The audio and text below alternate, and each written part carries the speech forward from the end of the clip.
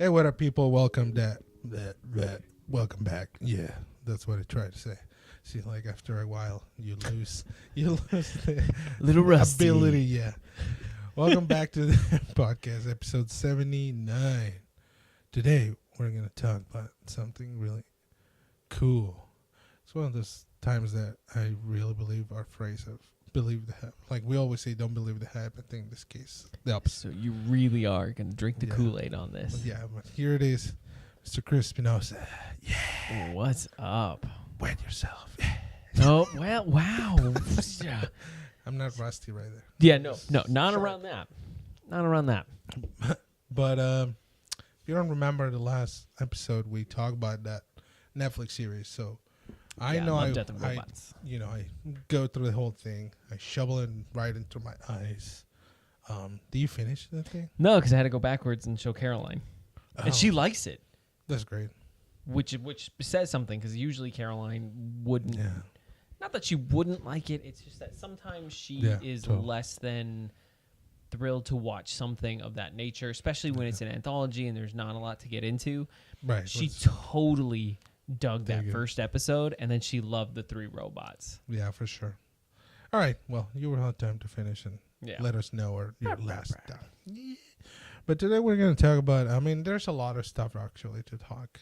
Because so much is going on. Like we have the Google Stevia thing. For now, I'm just going to call it that. Stevia. Yeah. Which I think we talked in the last episode. Just tiny bit of it. Yeah. It seems like Xbox is going to bring their own service on E3, or they're going to show something like that. This is going on like these, what's it called, romance between Xbox and Nintendo right now too. Like Cuphead is on Nintendo Switch. Yeah, they're trying to test out some waters here to see, how good we are at sharing toys. Right. Sony's still that asshole kid that won't share. And they have their reasons, but I think now they should start planning something. Google is jumping in, and Google has the financial at least to, go to toe for a little bit on the gaming business, I guess. Yeah. It's dangerous for them. Nintendo and Xbox are foreplay a little bit. Your choice of words today, man. Foreplay. What? It seems like also they're speculating that maybe some Master Chief love is going to come back to Nintendo Switch. I'm not talking about, the brand new. Of course not. No. You're talking about like the Master Chief Collection. If that happens, we're talking about a massive IP. That would be like, Mario coming to Xbox, because Master Chief is Xbox is like flagship, like this is ours, nobody has it. So if they're willing to share that, I think that's smart though. And it has their own risk. But right. As long as it's not like a one-sided deal where it's like, Xbox going like, hey, we'll give you this, and then like in good faith, you got to give us something back. I don't think it's going to be any of the bigger ones like Zelda or Mario's. No. But something, I can see a Mario Party, for example, going to Xbox. Something like that. Not their flagship games. I don't see that happening. God, that's so weird. But like, it will be cool having a Mario Party on the Xbox. Something, yeah. It's just something Mario or Nintendo stable like released, even if it's some of the older stuff, like just re-released for the console. Or even the all the games that were in the Virtual Console. Super Nintendo, yeah. Stuff like that. Even Mario Kart, I know sounds crazy, but if they're already deciding to launch a somehow version on phones, why not, throw on an Xbox, right? That will be a big punch. If Xbox users are going to pay for it, and then Nintendo can reap those rewards as a developer, why not? That will be a big punch for PlayStation, right? Halo going to Nintendo, and then something like that around coming to some IP from Nintendo showing up Xbox. in the Xbox. That will be. It makes sense. It's kind of like a weird full circle, because PlayStation at some point tried to team up with Nintendo. Remember, if you don't know, they were developing this PlayStation hybrid thing with Nintendo. Remember? I don't know. That was back. It was supposed to be the Nintendo 64 with like CD capabilities or something. That was the disc drive for Nintendo, and that never came out just because it failed even in Japan. No. It didn't come to market. It was a console that was based. The PlayStation 1 was based off. So basically, it was like this hybrid with the.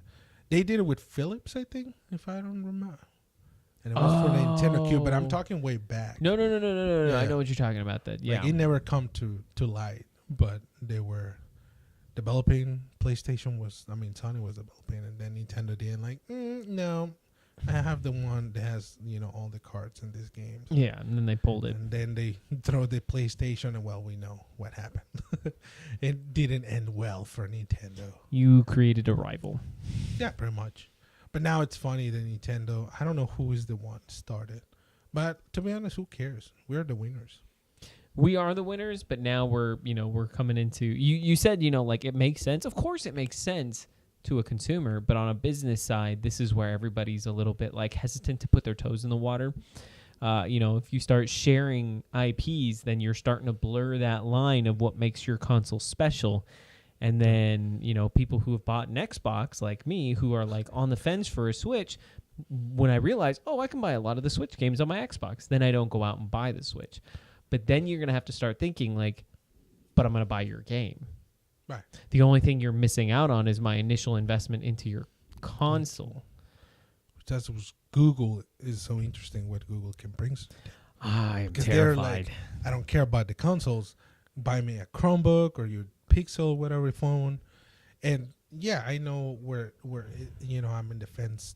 I kind of have the way there, because no matter what, we know as a consumers we don't matter that much when it comes to the finalization. They're like, no, this is what we're gonna do, and they force you to buy the new thing or the new service.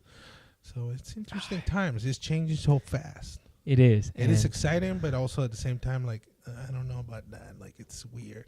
To me, it's like a roller coaster, and you're just careening towards a wall. You don't know if you're going to go through it, or you're just going to become a splat mark on it. Right. The way the trajectory is on this, I don't know how well this is going to go. It could be gangbusters, and we could just be breaking through a brand new era in video games, and it unshackles us from being just held to a console, and now we can literally get it on the go, whatever we need, or this can end in a fiery ball of death. Yeah, the part that kind of bothers me the most is that part of kind of like Netflix. You have these catalog, and it's great. It's accessible to everybody for the most part, and it's there, convenient. That's the other big part. But then you don't own anything. If Netflix go out of business or anything, it's just this until here, guys. But then you're without. I guess you could say the same for Blockbuster. Well, yeah, totally. But you have that option of what I'm saying is if you buy a game or a Blu-ray for the most part, it's yours. Yeah. Using a tool that right. I just was thinking in terms of Netflix, but yes, for a game it's different because you play the game. Then there are keys now. They're not even the game in the disc anymore. You need to download the whole thing. Yeah. So that's the complex equation here. It's not just a simple let's go streaming. Yeah. I do and I don't. I like the physical copy of something because when the inevitable shit hits the fan and we lose our technology here and the satellites, we will lose those things. We'll realize that we're nothing. Yeah. You're only as good as what you have. Yeah. If iTunes ever went down, most people with a lot of that music and access to that music, it just disappears. And I understand, you're supposed to, put it on a hard drive, but to me, hard drives fail. And when your hard drive fail and then, your iTunes goes down, you don't have any of that music. Yep. And I even understand that that's a dated thing because people have Spotify and stuff. But then again, you don't own that. So if Spotify went under tomorrow, you are downgraded to not have that stuff. I've got an entire bookshelf dedicated to CDs, actual physical CDs that I like and have. And I don't know, I kind of take pride in it. Yeah. It's just this lost art thing. I guess I kind of get where people in the vinyl era are just this is my vinyl collection. And I'm why do you have that? Now I'm I want to be like that. Right, there's a certain appealing to that, and then like you say, this, it was like it's an, I guess art. It goes into that category again, because the whole, from planning the album, planning the songs, writing the songs, or in the case of games, the whole process of creating this game, the physical copy also was included there. How we're gonna present our game? What's gonna be the front? What's like on the front of the CD? Now, one of the things that I miss too is like the jewel case. Like, I guess, what do you call it? I don't even know what it's called. It's been that long, but it's basically like the cover art and your pamphlet, and you get to see like each song has its own page and its own artwork, or to the lyrics, or sometimes if an artist is really into it, they we'll talk about the whole process of writing. Like I know Thrice comes out with like their own digital deluxe versions of things, and I just read through all their little notes like a nerd. I have a special feature, like a special Blu-ray Taxi Driver, and they add some photographs from the set.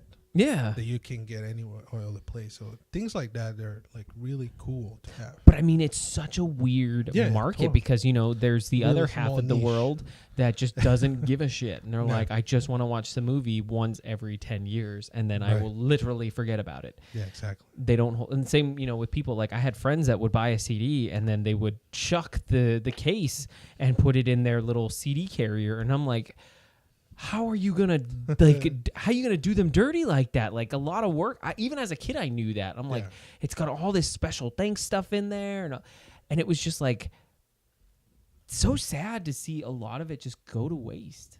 Totally.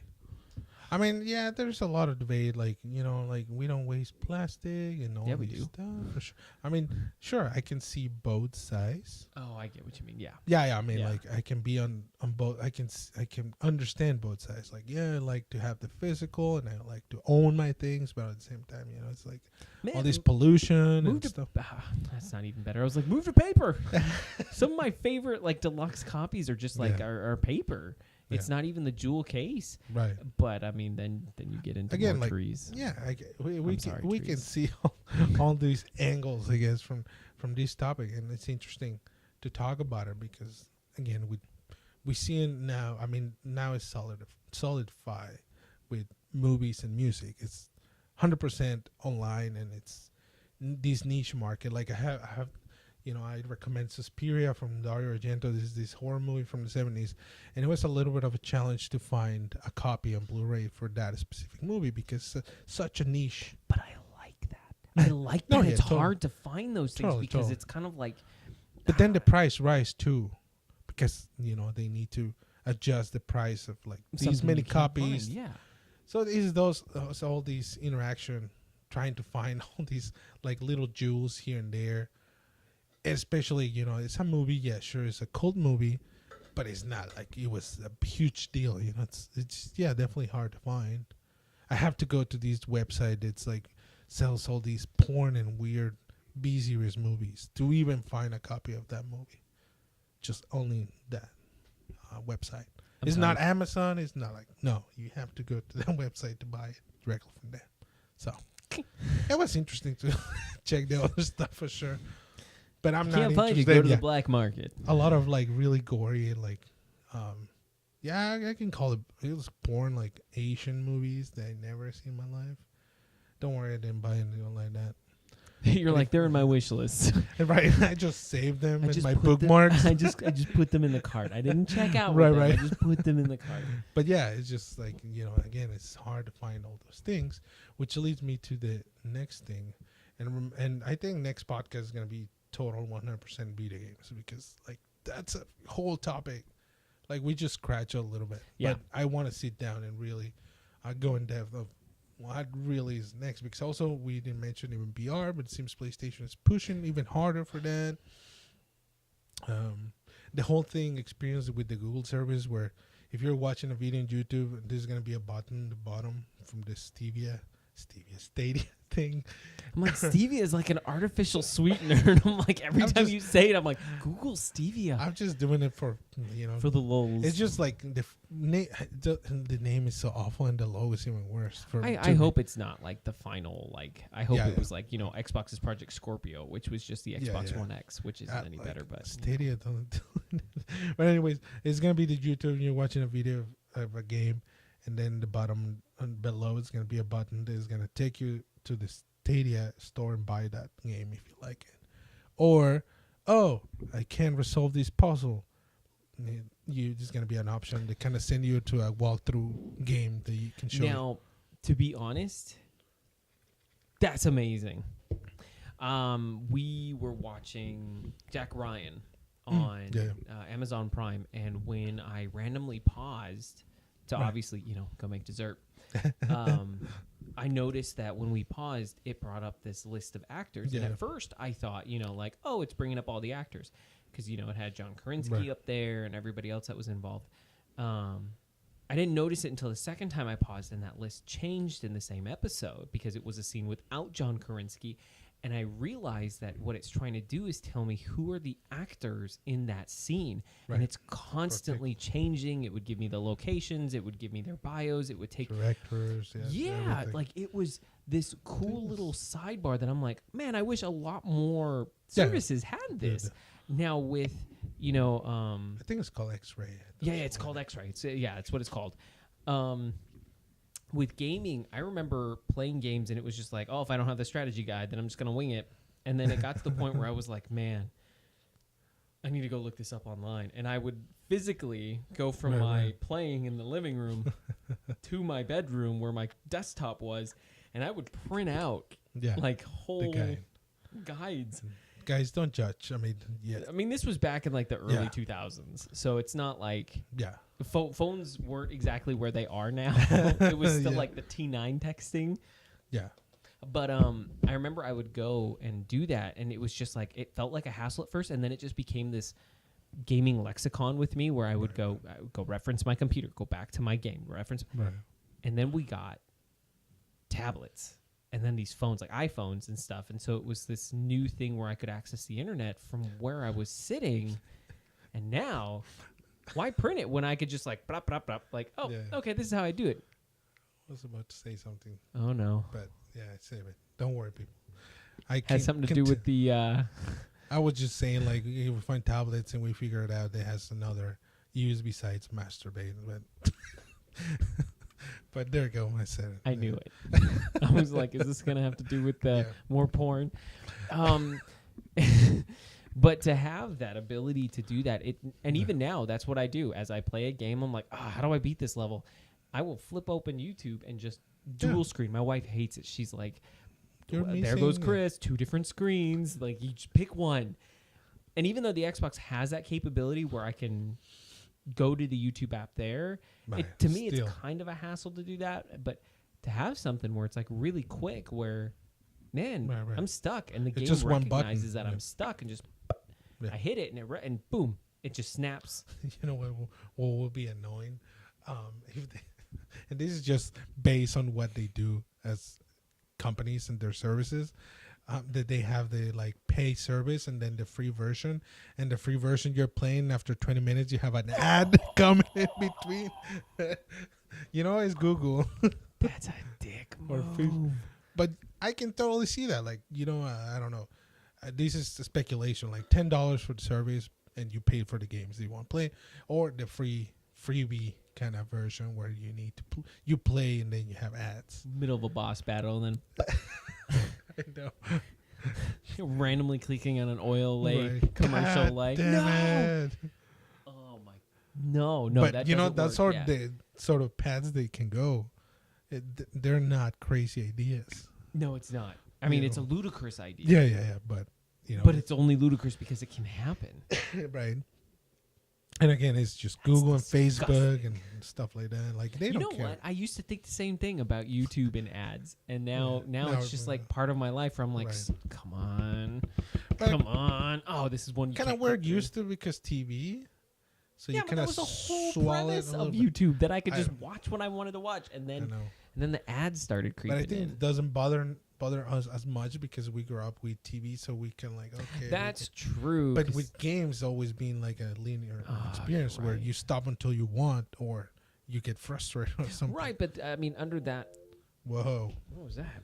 Maybe me. Yeah, sorry guys, it's me. I mean, games typically too. It was like I never played like a free game. It was always like something that I bought or that I rented, and that it was there with me, and like it was under that control. Right. Because by the era of free internet games, like I was already in like the end of high school, college, and it was kind of beneath me because I was like, yeah, it's like I've got shit to do. Yeah, it's like the Fortnite. Even before that, all the MMOs, they're free to play. Right, and even then, like my parents, because it was an MMO, it was like it required the internet. My parents were like, "Nah, fam, you're not getting that." Or like the freaking internet was so slow. Right, yeah. Or you had to pay like gobs of money to have a fast enough internet to play this free MMO. Yeah, I mean, my buddy constantly. Shout out to AJIT2. He would always try to get me to play World of Warcraft, and it was at the time where my parents were like, "I'm sorry, no." That thing is taxing on your time. I hear really not scary, but crazy stories where people just like that for years. That was just their life. World of Warcraft. I mean, yeah. I mean, I don't think he plays too much anymore. But I mean, I remember from like 2004 through like 2008. Yeah. He was just like, dude, you got to get on this. I'll even pay for your first few months. I'll do this. And I was like, yeah, I don't know, man, because that was in the midst of college, and I just couldn't. Yeah, I know. I couldn't even fathom like just getting lost in it. But now I play World of Warcraft Lite. Shout out to Destiny. There you go. Do you think your friend is like? He plays Destiny with me. Okay. He plays it. Mondo plays Destiny with me. Like I was thinking, like maybe he's hardcore WoW, and then like he barful when you say Destiny. No. I mean, he's pretty. Yeah. He transitioned like super well to it. It was like second nature. He was like, oh, okay, that's what this is. That's what this is. And I'm like, cool. Yeah. Yeah. Shout outs to him and for his memes. If you know what we're talking about, go to the Instagram page. You can find them. They're hilarious. Surprised me that he caught all those moments. Yeah. Like he went frame by frame. Even in the editing, I don't really do that much of that. But yeah, it's like, whoa, I didn't notice that. He's the unsung hero. There you go. So anyways, we're going to talk about all these crazy stuff. I know it's a big introduction. We already have 20 minutes. Hey, welcome to GarageMediaJunkies. We were supposed to talk about something totally different. But as we mentioned in the beginning, to this time, I don't know, Chris, maybe he's in the fence, but I think at this time, I think I mentioned at some of the podcasts, like the movies where we're waiting for this year, and I mentioned the Joker, and I remember exactly you say like, I don't know, man, it looks weird, like I don't know, it doesn't compete to me. All we got were at the time, it was just a teaser. It was just a teaser. Not even a teaser. It was like proof of concept. And I think I have sorry to interrupt one more time, but I think this is kind of cool. And, another topic we can talk. There's always topics. I should have a freaking notebook and write it down. But anyways. We're professionals. Exactly. The reason they do that is because there were tons of paparazzis around the production. It's understandable. But the director was like, fuck it. They're taking these awful pictures from far away, and they barely, have any detail. So they actually dropped some photos from behind the scenes on the set, high quality photos. Like here's, like you say, proof of concept, and they did that video with Joaquin Phoenix laughing, and so I think that was kind of cool, because if I'm the director also and I'm putting all this effort, and then they freaking paparazzi is doing all these crappy photos. They're failing at their job. No, I know they're doing their job, and it's fine. It's it's. But yeah, you don't want it to like. But I'm caring so much, and they're not putting any context. It's just like, oh yeah, snap, and you're not showing anything. There's no detail. See, I remember when you saw it, and you were like, oh, I was already. From there I was like, such a weird thing. This is like Heath Ledger kind of vibe, because by the way, guys, when they dropped the first, even again, it wasn't actually. I think they copy a lot of the marketing stuff from the Dark Knight. Yeah. Obviously.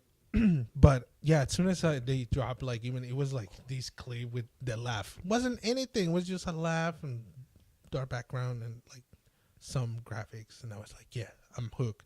I spent 1 year following the website for bits and pieces, and like it was, yeah, this is the first time, or like one of the few times that I geek out so much for a movie. That's so crazy to me. So now I have those vibes again with finally seeing the trailer. So we got a trailer to drop. I mean, if you're one of the few that hasn't seen the trailer, go watch it. Come back.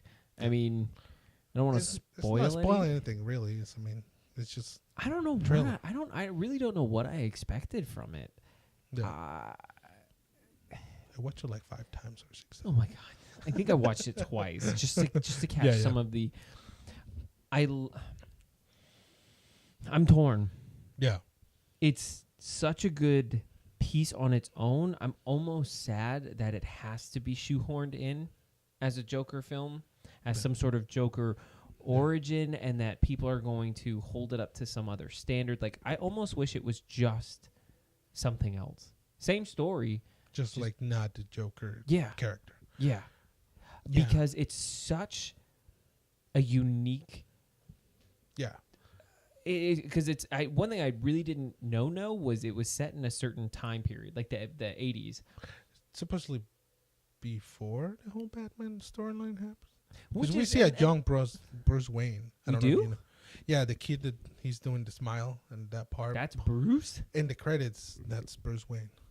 So, yeah. See, and that's what I mean. Like, you're going to get shoehorned into, like, having to hit certain marks and stuff. And so, but, like, what it is more of a story about a man kind of struggling with life and miming his way through things. And there's one scene in particular that I was just like, that's such a powerful image where he's forcing himself to smile. It's so sad. Yeah. And holding it up, you're like, man, he's kind of crazy. And then he lets it go, and you could just see so much pain in his face. And you're just like, okay, so this is a person whose parents have told him, just smile. But he literally cannot even fake a smile. That's what I got from it. Like, he can't even fake it, so he's going to, like, force it on his face because it's so burned into his mind. Like, that's what I'm sad. Like, as psychologically, I would love to dig deeper into it, but I know that I'm going to be held back with some of the more bigger Batman mythos unless this thing can, like, slam it out of the park. From what the vibe that I get is, like, maybe this is not Joker per se. Maybe it was in the storyline that obviously DC is trying to cram, even though they say it's their own thing. But I'm pretty sure they're gonna try to. Yeah, because that also bothers me. It's not part of the DCEU, it's like but decided it is or not. You know. Right, and then, but if it isn't, then why are you doing it? Because maybe this is a character from the past. They inspired the real Joker in the timeline that we know. I mean, it wouldn't bother me, but like then I feel like. We have Jared Leto Joker, which was a disaster. I'm sorry if you really like him, but I mean, it didn't press at all. It was just another gangster. And then you have finally, it seems like Joaquin Phoenix is going to do something like Heath Ledger did, with the character. And then it's like, that's it. Like, I kind of want more. I feel like it's somehow wasted a little bit, I mean, I'm still excited, and I'm going to be there, and I'm going to be like, oh, my God, Joaquin Phoenix, the whole thing in the theater. But yeah, it's going to feel a little bit like that. Like, I feel it somehow. And that's my wasted. Problem. Yeah. I can see that weird, like, half in, half out feeling like, okay, like, I understand this isn't part of it, then what is it? And then what happens if I really like it? Do I get more of it? And if it really does blow up, are you going to then try to shoehorn it back into the DCEU? And then we will come back to the cycle of DC, like, not planning and just try to cram stuff. That's my problem. Yeah. But let's try to pretend it's not DC. It's not even... in that universe. Let's just say... let's focus on the trial and what you see. Do you really like it? What caught your attention? It will work better if it hasn't the Joker name in it. The thing that caught my attention is the way the trailer builds. To me, when I think of, like, boiling just beneath the surface, when I think of trying to set up a mood or tension, like something's like ready to snap. And if I stretch a rubber band really hard and then I get to a certain point where you, as my friend sitting across the table, and as I'm doing this, you can see that rubber band is ready to snap. That feeling of like, that tension. That's what I felt like this is going to be like. And that everything in this movie is just boiling right under the surface until this character just tips. Yeah. Yeah, it's like... and that's what caught me. So it's that through line through the entire thing that just slowly builds from the point where she... he's talking to a therapist, and then he's bathing his own mother, who isn't obviously that old. That's creepy. I mean, he's dancing in his tighty whities that weren't very tight, by the way.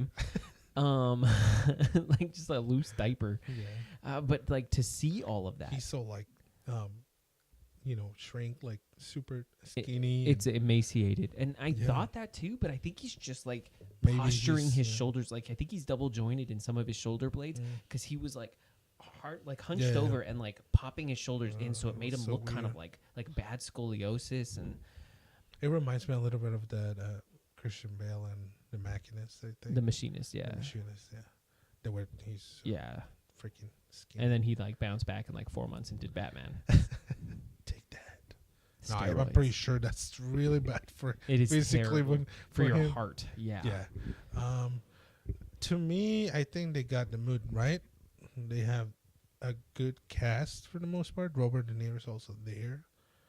I like when directors kind of try to reference great movies. There's a movie with Robert De Niro where he's kind of like it's kind of like the same situation where he's either a news anchor, like a comedy guy in a TV show, and then he kidnapped the producer and start losing his mind. It's a really great movie. Forget the freaking name. Let me just IMDb this, but IMDb this. But there's hints of there. Obviously, the maker referenced the clown serial killer, which I never remember the name of the clown. Maybe Chris, like a guy that used to use. Oh yeah. No, I so can't. the palette of color, the color palette, it's kind of like that. This is a super old movie. Well, anyways, but the mood, obviously. Joaquin Phoenix, a capable actor. We know that at this point. I think nobody will argue that he's a bad actor. Or, I don't know. Not that he's a bad actor. It's just he's crazy, which fits pretty. I mean, you said it, but yeah. I mean, he's out there. Yeah. Not Mel Gibson out there. No. Mel Gibson is like Neptune, and we don't even consider him a planet anymore. I guess eccentric. I think that will be the word. Man, this fucking movie. It doesn't exist. It was a fever dream. Right. You're like, well, then I got a movie for Robert De Niro. The Last Tycoon? Nah. Raging Bull. Oh, I didn't know Raging Bull was after The Godfather and Taxi Driver. Damn, De Niro. Damn, the king of comedy. 1982. Here it is. You see, comedy. Robert Perkins is a passionate yet unsuccessful comic who craved nothing more than to be in the spotlight. And to achieve this, he stalks and kidnaps his idol to take the spotlight. There you go. Really great movie. You should go watch it. Especially if you're excited about this one, because you're going to see... Kidnapping your idol just so you can have him. It's a really great movie. You should watch it. Fun for the whole family. Yeah. No, I never said. Yeah. No, I mean the way you sold that though at the end, you're like you read me this dark synopsis, and you're like, it's a really great movie. You should go see it. Yeah. 10 out of 10. What else? So I think in general the laugh is pretty creepy. That first laugh when is some guy doing some stand-up comedy like or something like that. Yeah. It's pretty creepy. And, like everything feels very forced and artificial, and again, it feels like a human who doesn't know quite how to. Yeah. Be a human, I would almost call it, I mean, I hate to call it this, but I would almost call it the Tommy Wiseau effect, where you're mimicking human behavior that you think and that you see, and it just comes across as stiff and foreign and alien. Yeah. I mean, the man wrote a whole script that, like, it mimics a lot of tropes and things, but you're like, there's no context for this. There's no nuance. But that's what I feel like this character is, and it's just so... Yeah. So well done, but I mean, for me, I'm always like half in, half out. It's just that link with the stupid DC universe. Yeah, like I almost had this DCEU not kicked off, and this actually came out like after The Dark Knight Rises, like 2 years after The Dark Knight Rises. And this movie came out, like I would be way more excited for it, knowing that there was something more that could be there. But now, because I even feel like it doesn't even fit on the Justice League universe at all. Like, I don't see that Joker. Again, it will be counterintuitive. It's like it won't fit. It will be weird, out of place, really. Now, I mean, think about it. He could be the Joker, and this could be the guy that, obviously screws with Jason Todd, and Jason Todd is the Joker in Batman v Superman, Jared Leto. Yeah, but you know what I mean? Like, is the style of the movie? So this is the follow-up for that storyline that you're planning, right? Yeah. How you kind of merge those tones and setups, you know what I mean? I mean, Jared Leto Joker fits more in the Dark Knight, the Justice League environment than this Joker, yeah. But again, we come back to, like, there's no... You could put all these great things in a bus, but if you don't have anybody driving the bus, this thing is going to crash and burn. Kevin Feige sits at the head of the Marvel bus and can at least oversee and make sure people are sitting where they need to be sitting and make sure all the kiddos get off the bus at a safe spot. Right.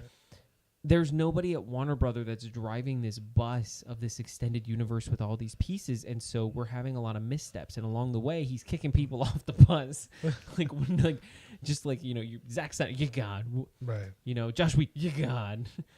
We don't like you anymore. Get out. Yeah, it's weird. People jumping off the bus, like Will Smith. He's like, I don't do sequels. I'm gone. I'm gonna do Bad Boys 3.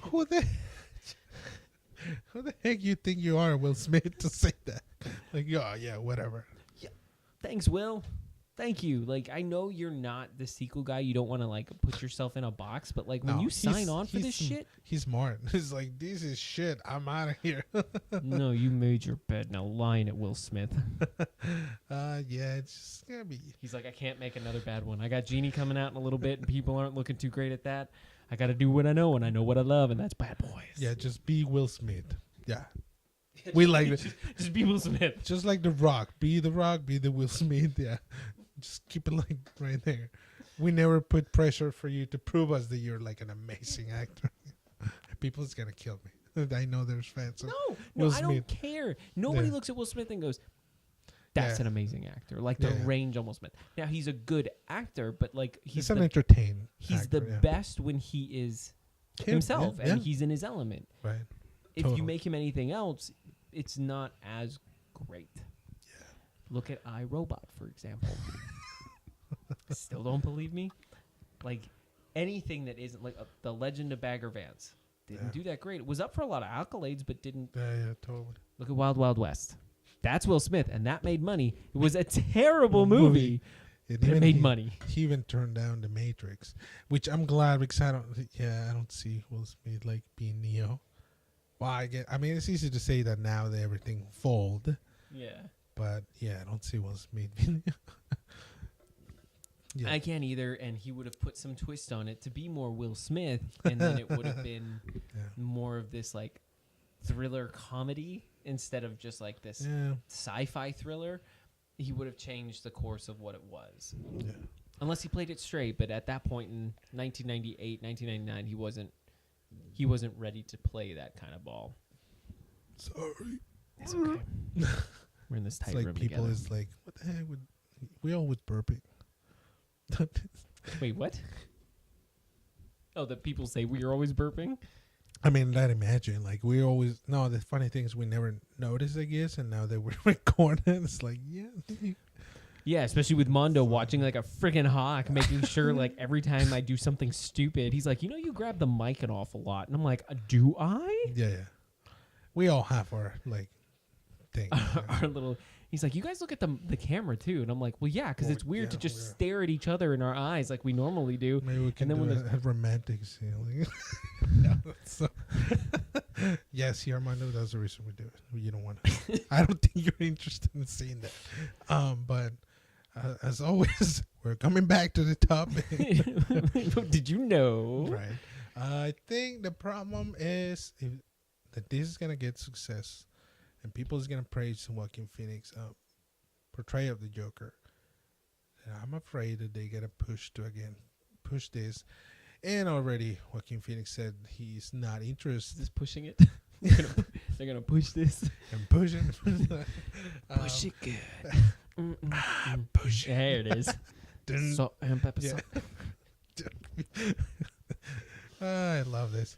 I think people, Joaquin Phoenix really don't want to do any like big Marvel or DC movie, and this is the only reason he accept. It's like a one-off, independent kind of take on a For him, this is a one night. This is a one night stand. Like he's gonna do it. It's gonna feel great, and then he's gonna leave. Yeah, idea was bad. My fear is that this does really well, and then people want more, and then he's just like, yeah, no. I don't care because he don't care. He don't want to be attached to projects. Yeah, when has he ever done?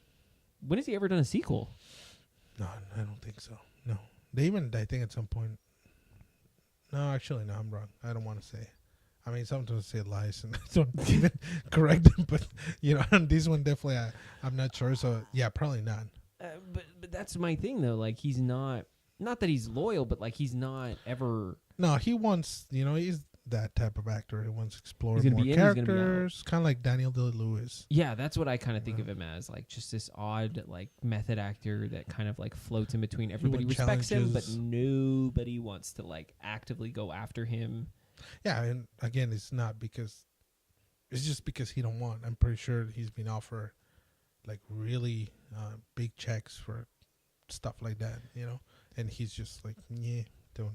And that's care. So I don't see him coming back. Now, what happens if he dies in this movie? Like, just no, not in real life. No, because I was the link. That's in bad taste. Yeah, not Heath Ledger. No. Yeah, I mean, like the character of the Joker, like the whole point of it, like he just dies. Yeah, I mean, I think that's a lot of people mention, or from what I read and what I think from the trailer is just somehow inspired the Joker to timeline in the future or something. Like he's not the real Joker, because the cool thing about the Joker, I feel like, I don't know if you agree, it's even from the storyline point, there's no a real story time. There's never a real been a definitive story backstory of the Joker. I think too, and I think we mentioned this in some other podcast, but there's like, I think even in the comics when they try to address it, they're always change. You could sit in a chair, and Batman sits in the chair and he asks it, because it answers anything in the universe, and he asks it about who the Joker is, and it asks him which Joker, and at that point Batman goes, like, what do you mean which Joker? Yeah. And then the chair reveals that there have been 3 different Jokers. Yeah. And that's the most we've ever gotten as far as concrete, real, tangible backstory for Jokers, that there's actually 3 of them. And I think if we're fair, I think this storyline, or like the whole failure comedy guy, is the one that kind of everybody sticks to. So they obviously went for the most well-known one, which is the Killing Joke, I think, comic. Yeah. Right? So, I mean, I feel it has all the elements to be a great movie. I'm going to be happy as hell. Like I said, I'm going to be there with my food and yelling like freaking crazy people in the movie theater. Yeah. But, yeah, it just have that, again, it's that bittersweet feeling. You know what it kind of reminds me of is movies like Gangs in New York. Where it's a very set piece in a certain time, but it takes itself super serious. It's like, it's non-apologetic for what it is, and it's off to tell, like, it's single story, and it's there. I'm happy with that, but it's coming from a point of not like wanting to make money. It's coming from a point of, like you said, like an independent house, but it's coming from like, I'm very technical at making movies. I know what I want. I know what I like. It's very stylized, like not in a flashy way, but like. Yeah, it's kind of like it's gonna sound really pretentious in a way, but like, but it's like a refined comic movie. It may burn to some people out there. Kind of like but Eternal like, Sunshine of the Spotless Mind. Yeah, something about that. Also, Martin Scorsese was the producer, so I can see some of that. Like, I don't know if you ever seen Taxi Driver. Yes, I have. Of course, I've seen Taxi Driver. Yeah. Okay, chill. I mean, you list like all these things, and I'm always like, I've never seen that. And then this one, I'm like, I've seen it. Yeah. No, like Captain America. I get that reference. No, it's fine. I'm pretty sure Armando's gonna do it. I know. No, but there's even the environmental part of the movie reminds me a lot of Taxi Driver. I would agree. Yeah, like all the 100%. New York shots and like even there's a lot of trash outside, just like Taxi Driver. Fun fact, Taxi Driver, the reason they have so much trash outside on the streets when they were shooting, that movie is because they had a strike, I think, on the trash, workers or something. Oh, okay. So and for a week or two, they didn't pick the trash. It was like, it wasn't really production. Well, I mean, Martin Scorsese was smart to use that, but it's not like, oh yeah, well, let's put a lot of trash on the streets for the movie. It was just that's crazy. It was a problem, yeah. There's our did you know fact. Was the hottest New York temperatures ever, I think, so far in the history of New York. Hey, everybody looks sweaty. Yeah. Everybody in that movie looked miserable. Just some fun facts. Sorry for the interruption. But anyways, I think for the last opinion, I guess, of the trailer, I'm excited. I'm going to be happy. Don't care much about if we match DC or no, it's storyline. But said that, I kind of feel the same way as Chris, where it's like this, again, kind of bittersweet taste where it's going to be so awesome and I want more of that. Yep. It's kind of like when Christopher Nolan's like, yeah, this is the trilogy. I'm not working for this. I wanted to keep standing that, but I can see, he's kind of like Joaquin Phoenix, the director. Right? As a director, explore other stuff. The fact that he did 3 of those, like that was never his intention. Even The Dark Knight Rises, you can tell something. You can tell he's done. Some stuff are rushed and not well polished. That movie should have taken an extra 1.5 years in development. It wasn't bad though, but we know, like, based on what he did with the other 2, it will be. It's called escalation, and it's something from his own movies that happened. But like, you start with Batman Begins, and it's a good, solid movie. It's not anything that I was blown away. I remember watching it, going, "That's a pretty good movie." Yeah, but it was cool based on everything that we remember at that point was Schumacher. Joel Schumacher, yeah. I mean, because I remember Tim Burton stuff. I saw Tim Burton stuff. They're good. Yeah, they're good. Schumacher. I started with Forever. Oh, you started. I started with Forever, so that's literally my head. Like, you could ask all my friends. Like, we Poor started dude. with Forever. No. So Val Kilmer was my Batman. Yeah. Tell me, Doctor. Right. Do you enjoy the circus? Now, so that's my version of Batman. And so then when it went to George Clooney, I was like, fuck this Clooney guy. Yeah. He's not even any good. And then I realized, George Clooney's a big superstar, but he's but playing who cares? himself. Yeah. Bat nipples. So Schumacher was and then I went backwards after Batman and Robin. I watched the Tim Burton ones because I had this other friend that was super into it. And I watched those, and I really, out of the 2 of them, I really liked Batman Returns more than Batman because it was a little bit darker. I love the Penguin. I know people were like grossed out, but Danny DeVito, man, yeah, he did a great job. Good job on you, the black mouth. But to me, it was like that was like this. It was still cartoony. Yeah, it was still like you never took it seriously. It was always had this air of just. Even Jack Nicholson, it was part that you like. Oh, he looks like a psycho, and then he will have those other scenes where he's so kind of like Romero, Joker kind of thing. Yeah, and it was weird. It was almost like you can't. The style was everywhere. Yeah. But when we got Batman Begins, it was so hyper focused, and it told that story and realistic, the origin. Yeah, it was grounded. Everything had an explanation. The back car didn't just fly and like lose pieces of itself to fit down an alley. Like everything definitely was just not like bad nipples. That's whatever. Bad Mr. Freeze didn't look at the camera and go, chill. Man. If you go back and look at it, did you know? If you go back and look at it, Arnold Schwarzenegger, who was the biggest star at the time, told them that he didn't want to wear the helmet because somebody else just gave him the world's like most expensive cigars, and so he wanted to smoke them on set. Go back and look at it. He's not wearing this crystal helmet he's supposed to be wearing because he needs to be freezing. He is smoking a cigar on set, and you could see everybody around him just like they're stuck in this room with zero ventilation, and he's just puffing away. Right. And it's cigar. It's not even a cigarette. It's a big smelly cigar. There's my did you know fact. Either way, Begins was this great thing that I was like, awesome, that's fine. And then bringing it back around. And then we got the Dark Knight, which blew my goddamn mind. Yeah. So my expectations were like we were at like Batman Begins is like a 7 out of 10. If I'm going to be honest with myself. It's a good film. It's not anything that I'm like, it was perfect. The Dark Knight was a pretty close to a 10. And so my expectations for The Dark Knight Rises, I was like, it better be through the roof. The second I heard it was called The Dark Knight Rises, I was like, I already don't like this movie. It already gets minus points. Because for me, it was like Batman Begins, The Dark Knight. I was expecting another nuanced title. And then we got the same title. Dark. I was born in. Yeah, we got Bane. You do a better Bane. I can't do it right now. Because I know we're going to get I'm going to get a meme out of this. All right. There you go. Pure gold. Yeah. But yeah, I mean, it could have used a few more great. years. So this is why I'm more excited. I'll put it this way: I'm more excited for the Joker movie than I was for The Dark Knight Rises. Right. However, I'm still tentative because I know it's not connected to anything. So don't. And that's my thing. Don't waste my time.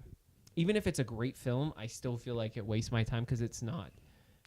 Yeah. There's no promise of building something more. It's a one-off movie. Yeah. And in this age of having everything be connected and be part of this larger narrative that you invest in, it makes me sad for what could be. I think we represent a chunk of maybe the population that's going to go and see this movie. The one that's like has a follow through, and then mine is like, it's fine. You know, it's like, you know, like I'm going to enjoy it still. Like, but now I can see both sides. Yeah. Hopefully that's not just hype and we like it, but so far. No, and I'll admit it's not just hype. Seeing everything in fluid motion and not just those teaser images. Like, right. Looks great. It does. It really does. I'll give you that. Yeah. Now, but again though,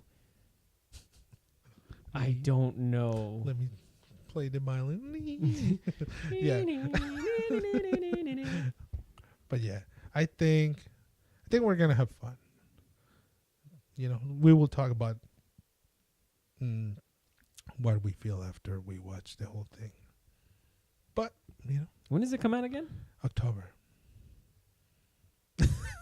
I mean, it should have zero competition this year.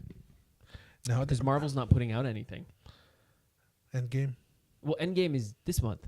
Right. Oh, I mean, you mean for money? Yeah. Yeah, like as far as like what it has to. I mean, not like Endgame should win an Oscar, right? Wink, wink. Let us not start that raging discussion. That'll be for a different time. Because you know I'm all on the Endgame train. Because I need to see this is the second half of the movie. This is unprecedented.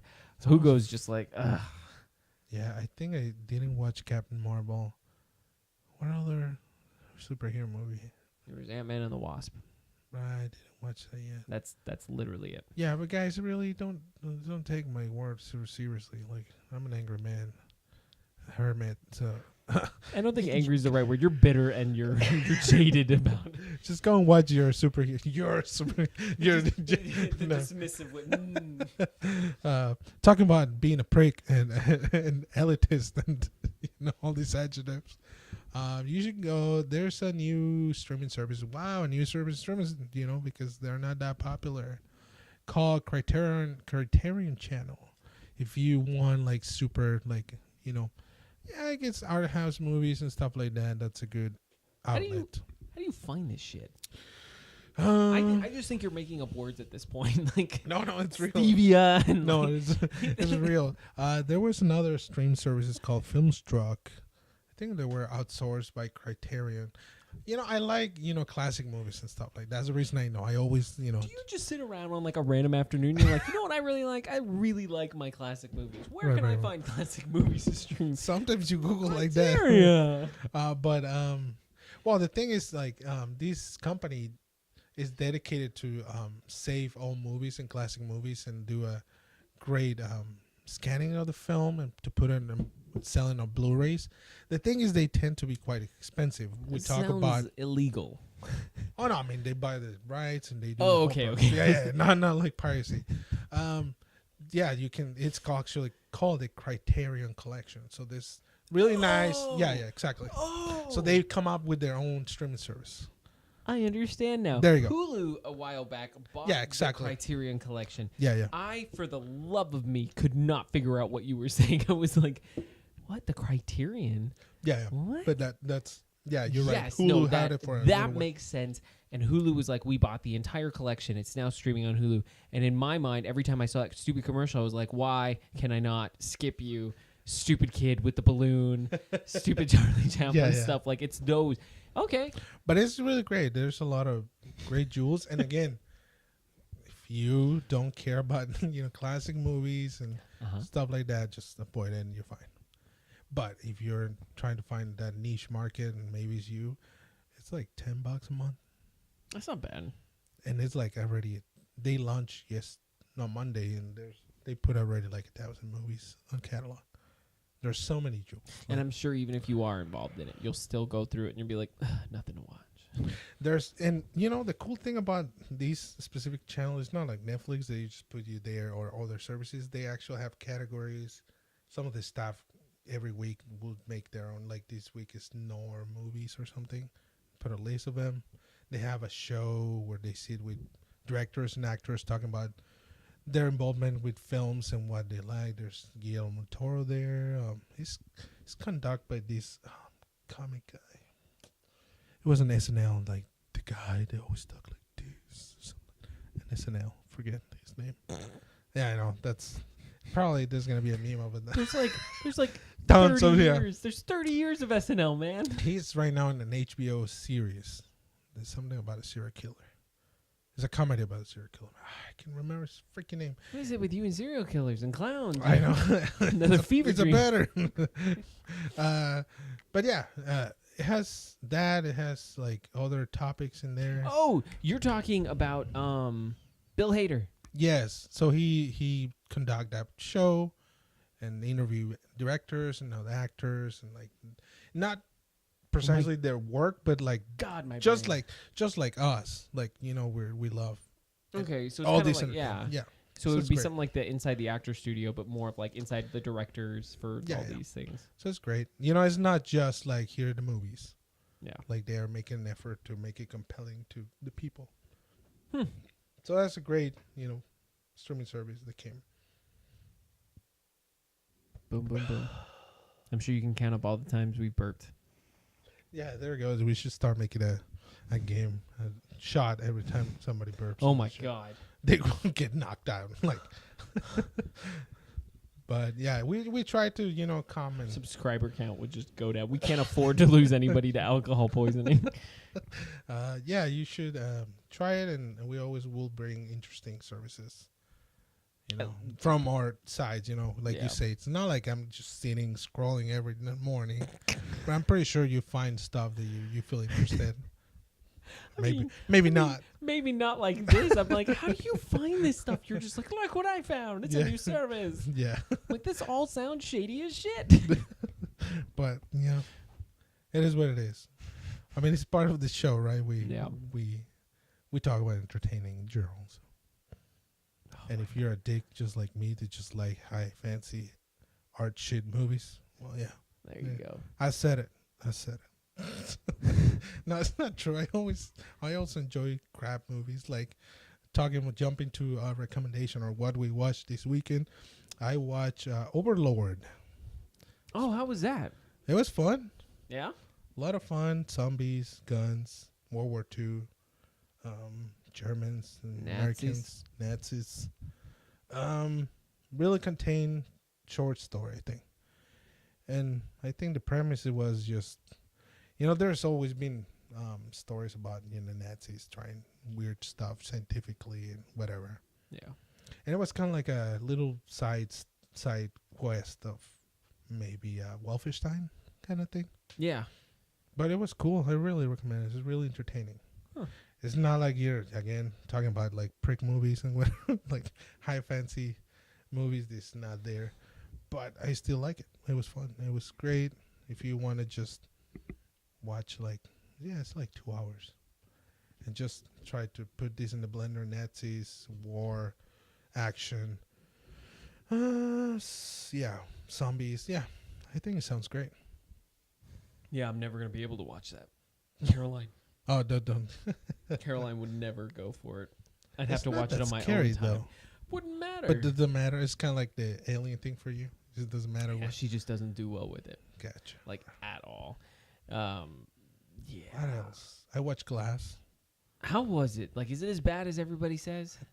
I can see why people get a little bit disappointed. I enjoy it. Yeah? It was great. I think Steel Split is better. Yeah, I don't know. It just depends. On perspective? It depends how they're going to play it out. You think they're going to make another one? That's what... Yeah, it's not like it's clear at the end.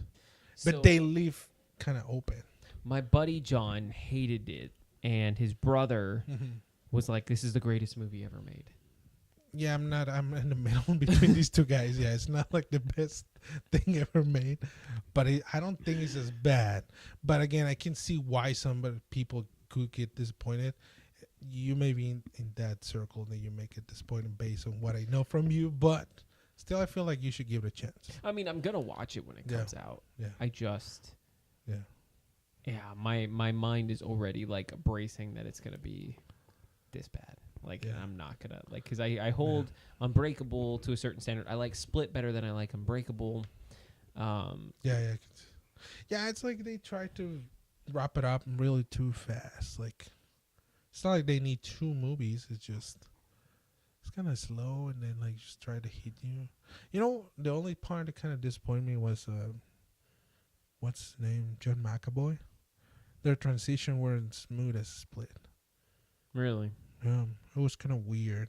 Because I was telling Nicole, because I watched it with Nicole.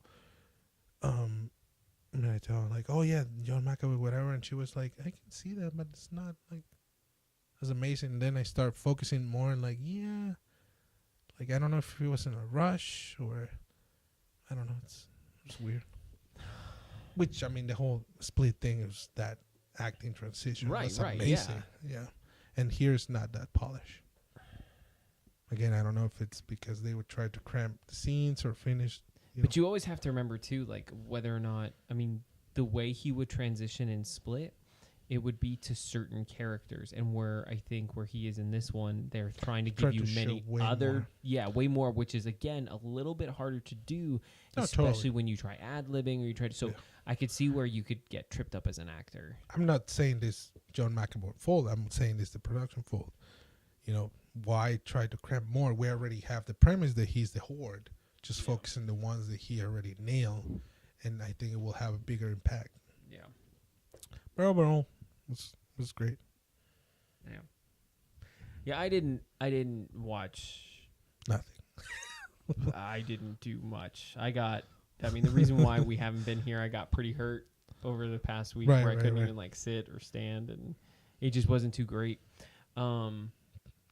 I played a lot of Destiny, which, again, nobody wants to hear about. But I will say that my buddy John did give me a download code for new Power Rangers game, Battle for the Grid. Now, I'm a terrible fighting game person. Like, he is on, like, some other level. There's something about that muscle memory of, like, it's just a quarterback circle B, and then you push forward an A. And you're like, what? Yeah, I'm decent, but then some guys are like, what the heck? Why I'm out.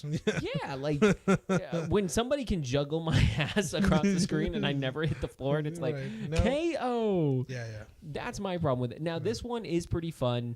There are guards to it where you can only get, comboed so much. And if you are getting your ass kicked, there are like ultras that come out, and they're pretty much like, great big pushback.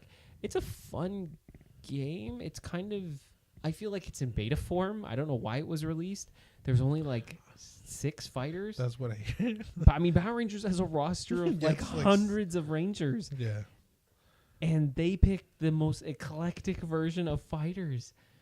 I mean, of course, I'm like Green Ranger. That's my leader. Right. I don't need anything else than Green Ranger. Yeah, just 3 Green Rangers. Boom, boom, boom. They have Lord Drokon, and then they have... I love SPD as well, but they included this weird SPD character that like only exists in America, where like the cat becomes the Ranger. It was one of my favorite episodes, so it's so weird. It only happens once where she's in there, and I'm like, why is she a fighter? What is happening? She's not that. Yeah. I don't get it. But like you have these weird Rangers, and then certain Ranger slots are taken up by like the comics, right? Yeah, the comic ones where, I mean, I think that's great, but, like, it has, like, the Ranger Hunters and then the Ranger Sentry. It's like the Black Mastodon or the Pink Ranger. Right. But they're not the Pink Ranger or the Black Ranger. It's like fighters. It's a weird mix. I get what they are, but, like, that should have been one character, and, like, choosing the color is actually choosing different characters. So to take 2 slots out of our 6 or 7, like, that was kind of wasteful. Now, John tells me that they're going to come out with more. Well, they have to. Yeah, but they're going to be free, and that most of the season passes are maybe for some alternate costumes, which I'm all for. Right. As long as you're not withholding, like, real fighters from me, and, like, the best fighters are in, like, locked behind DLC, like, that's where I get kind of pissed. Yeah, because I saw some of the pictures, and it doesn't seem as polished. No, it fights well. Okay. For me, there's not, like, infinite numbers of combos. It was fun. Yeah. There's online play, which is what was missing from that other Power Rangers game that happened like 2 years ago. Oh, okay. No. It was like some other one that happened like 2 years ago. It was fun. It was just kind of like a beat 'em up, but there was only local play. Oh, right. I remember. Multiplayer. Online. Yeah, this Battle for the Grid is like the one on the phone. Only the one on the phone is more of like a rock paper scissors type of fighter, where you pick an attack and the other person picks, and you go back and forth. It was It's interesting, but this one is like a legit fighter. Yeah. Okay. But there are certain characters like Goldar that are just kind of assholes that just like I only hit like the strong B, and like I just ran through everybody when I was Goldar, just like just kicking people. So that's my problem with it. Like, it's good, it's not great. Is it worth like the $20? No, but is it worth the free download that my buddy gave me? Yeah. I mean, you're a big fan of Power Rangers. So yeah. It wasn't that hard for you to, like, I mean, you can kind of put aside all these little details, I guess. Yeah, but I mean, I can also call out that this was pretty weak. Yeah. I mean, if they had given me a roster of like 20 Rangers, I would have been a little bit more lenient of being like, okay, this is pretty solid. Like, but this is bare bones. I mean, especially, I don't think they're trying to compete with the big, like, fighting games. But, I mean, like, even Dragon Ball Z. Yeah. I actually, they're pretty solid. Yeah, there's a fair roster, and, the animation and everything went really well. Yeah, it's just hard. Even Mortal Kombat 11 is going to have, what, like, more than 30 or 40? And that's the problem. And then the DLCs are coming with more fighters. Like, yeah. I mean, again, for what it is, $20, I guess, doesn't hurt, especially if you're a fan of Power Rangers. I mean, I don't know. I don't know. I don't have plans to even try. I'm going to be perfectly honest. I mean, thank you, John, but, like, I don't know if I would have bought that. I don't know if I would have bought that. Yeah. Well, let's see what down the line, how the DLC works, or, like, at least if they're going to add more stuff, see what.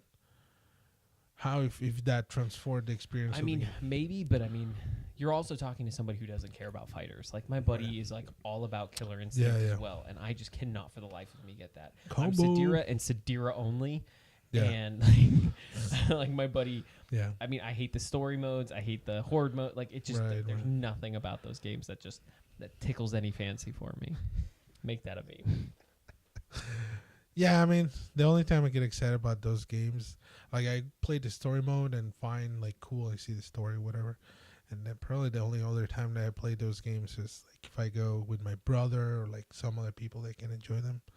But it's not like I go in my home and, like, oh, yeah, I'm going to play Mortal Kombat. Yeah. Yeah. Like, I'm not. Real. I think the only game I ever was, like, seriously into was, like, Tekken Tag Tournament. That was back on the PS2, and that's because it was one of my first games like I had, and it was like one of the only multiplayer ones that I could play with my brothers. Yeah. And even then, it was only cool because I could whoop their asses. Shot. Yeah. Yeah, I can see that. I don't know. It didn't convince me that much.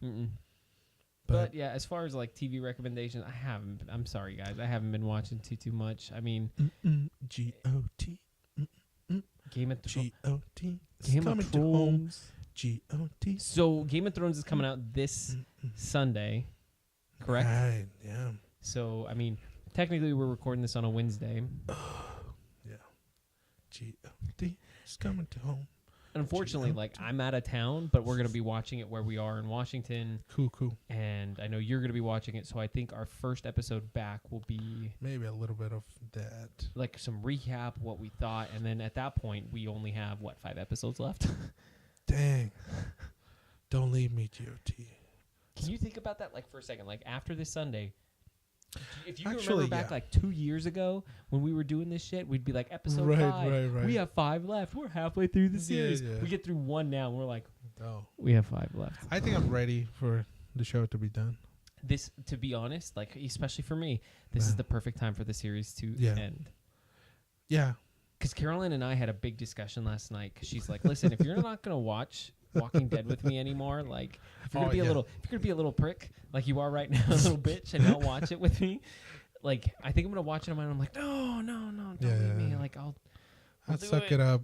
I'll do it. I'll suck it up. I'll do it. Like, but that's the thing. Like I don't know how much longer I can keep up this like caring. Right. Because I just can't keep doing this. So like with Game of Thrones, I'm almost nearing that point where I'm like, what's the end game? I catch up with Fear the Walking Dead, and the 2nd season was great, and then the 3rd one was like, That's what I heard.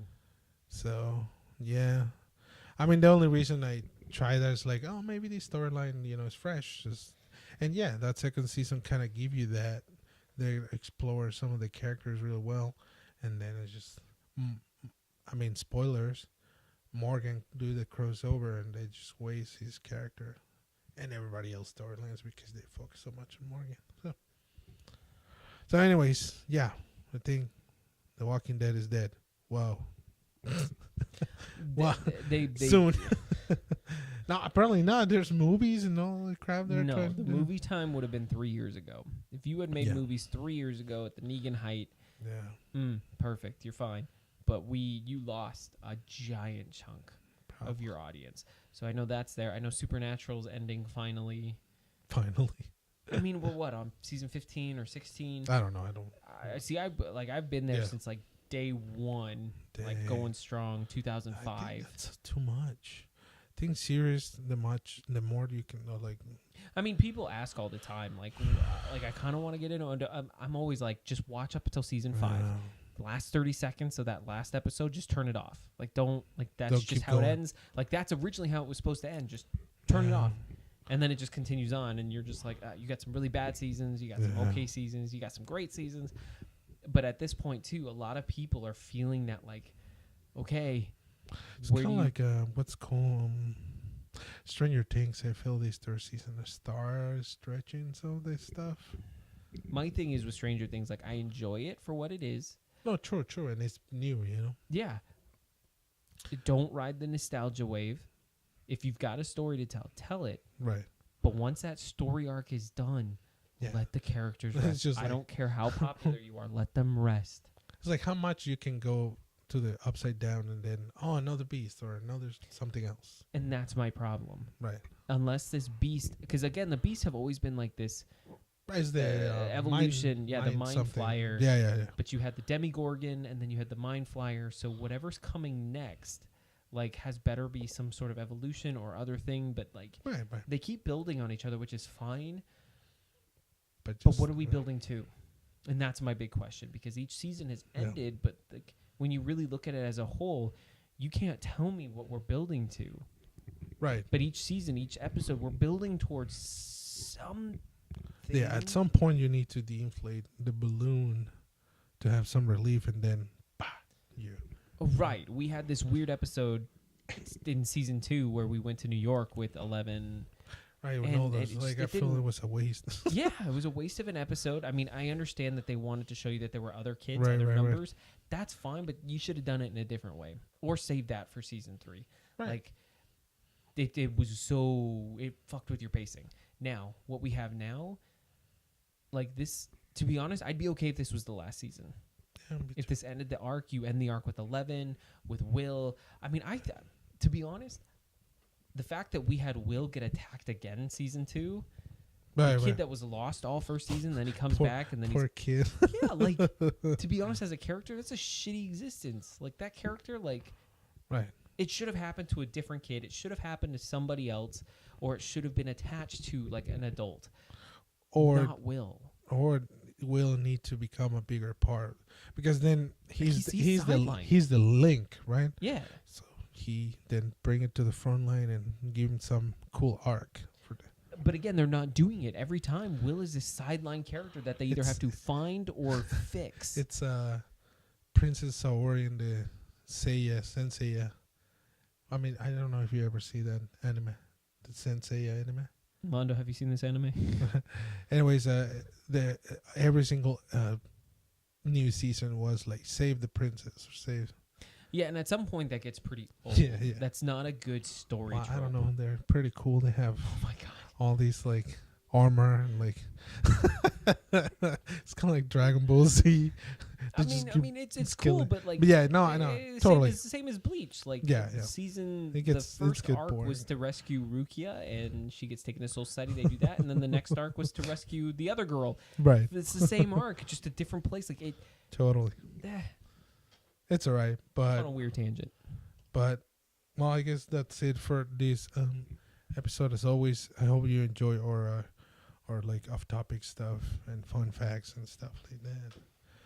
Follow us on Instagram, GarageMediaJunkies, YouTube, GarageMediaJunkies, iTunes, Google Play, Facebook. I still got it. Facebook, yeah. I'm not on Facebook. I control all. Right. You have the unlimited power. And never post. But yeah, just that, and let us know if topics, questions, intrigues. If you can't sleep at night, you can tell us about it. We're like psychics or something. Dude, yeah, now I'm getting sleepy. Yeah. You can find Chris on Xbox, Zeppelin, yeah. ZEPPHLEN. If you want to like put your spirit or your confidence up, challenge him in a fighting game. Probably you're going to achieve that. I will deny you every time. It's like, no. If you log on, you're just going to see me playing Destiny or watching YouTube. Yeah, you can find me on Instagram too. Soto. You can see some of the shitty photos I do. Yeah. Special shout outs to my buddy Mike Padua. You can see this nice shirt. You can find them in shotfilmco.com. I know it's website. Yeah, you can actually go to 75 or 6. I have an episode with him. But he has this company where he sells stuff for film shooters. But if you're not a film shooter, he has awesome designs. Really, I don't know if you can see it. Oh, wait. Yeah, that's for 100. Not yet. I was like, we're gonna reserve that. Yeah. But anyways, shout out for him, and see you until the next one. Adios. Bye, guys.